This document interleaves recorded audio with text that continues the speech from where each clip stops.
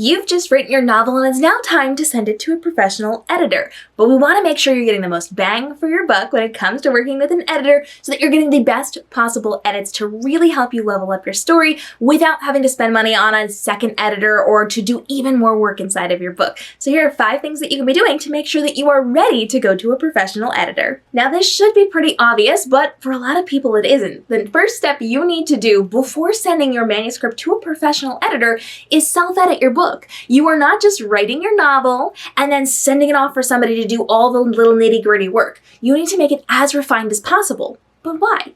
When you're sending your manuscript to an editor, you are paying them to go over your book. Now, developmental editors are here to help you make sure that everything is aligned in your book, cutting out the fat, adding things in, really building it up if it needs to be. This is to make sure that it sounds as good as possible. Line editors' jobs are to come in and to handle your grammar, your punctuation, etc. So those are 2 different types of editors you may be working with, but in either case, you need it to be as clean as possible because these people are going through a very big manuscript and most of them are only going to read through it once. The good ones will read through it twice, maybe 3 times, but we are going to know that we're working with fallible people. People will miss little things. And if they're so busy dealing with your big egregious mistakes that you easily could have fixed yourself, that they cannot see the more important things, you're going to wind up with a manuscript that was not well edited. I've seen this far too many times where people think that they are sending in an okay manuscript and think that their editors are going to magically fix everything, when in fact they're not. Which is why it's so important after working with an editor to work with more proofreaders just to double check that they didn't miss anything. Because with a big old manuscript, it is highly likely that we're missing 20, 30, maybe even more, depending on the size of it, errors inside of this book even after they've gone through it professionally. So you need to have it as clean as possible because if you're distracting them with silly things that you could have easily fixed, they're probably going to miss things that are going to be a little more important. So clean it up as best as possible. Self-edit to the best of your ability. Make it the best thing. You feel like this could be publishable with your story before you send it to your editor and allow them to work on the things that they actually need to catch from you because if you do not, they're going to send it back, you're going to have to fix a lot of things, and you're going to have to pay for another round of editing, which we don't want you to have to do. So save yourself time, save yourself money, and do your self-editing first before you send it to an editor so they can actually do their job and not do your job. Once you get through the self-editing part, we're actually going to put it through Grammarly and or Pro Writing Aid. So you're going to use a machine that is designed to catch flaws in your manuscript. Now, these machines are not nearly as good as humans. They learn from other people's mistakes. They're learning from other users and how they're fixing things.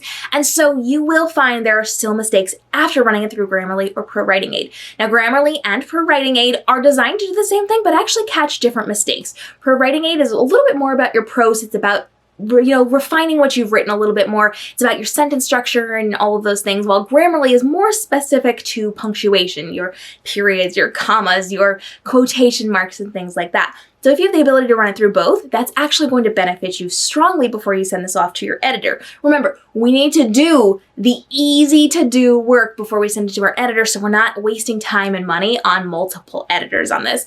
So you want to make sure that you've self-edited, and then you want to make sure you're running it through a program after you've self-edited and go through and check all those things. You'll be surprised just how much you missed in your self-editing, and then you'll be surprised how much you missed in your self-editing and your machine editing when it actually goes to a professional editor. But wait, there's more. Once you've gone through your self-editing and your machine editing, you're now going to send it through beta readers because once again, we're not wasting time and money on an editor until it's fully ready to go. So now you need to get your hands on some beta readers. These are people who are coming in to make sure you don't have any plot holes, any issues, and yes, they can help you proofread a little bit to catch some of those things, but because these people aren't professional, they are of course going to miss things, and they don't know all of the structures when it comes to grammar and how to write and genres and tropes and all of those things. So you're bringing in beta readers, not your mom, not your sister, not your best friend, but people who are well-read in the genre in which you write and want to go ahead and help you out with some beta notes. You're going to send it through your beta readers so that they can go through and figure out anything that you need to work on just a little bit before you send it to the editor.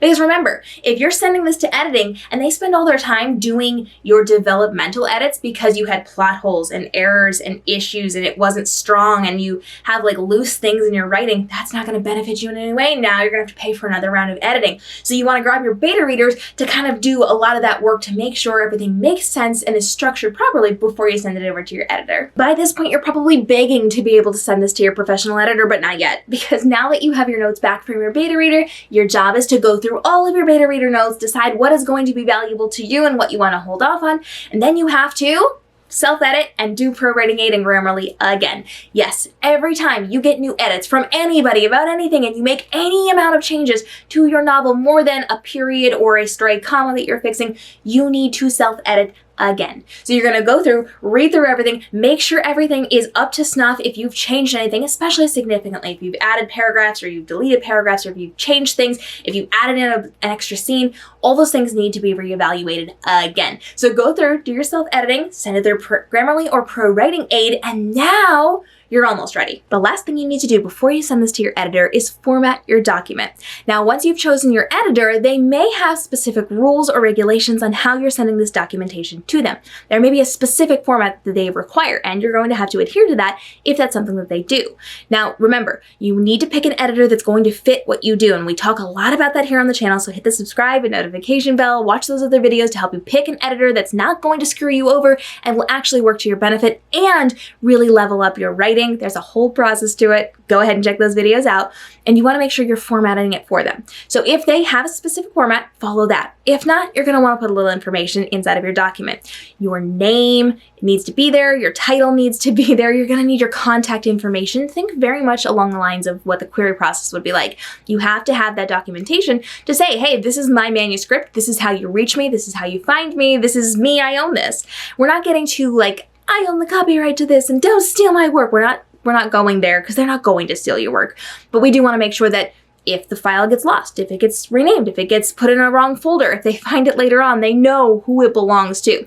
So on the first page of your document, make sure you have your title, make sure you have your name, make sure you have your email address. You can put other contact information if you want. If you're going to be doing things by phone, feel free to put your phone number, but you want to make sure that you got any information that's valuable there. If you've got a website, and you should if you're going to be an author, get that there as well.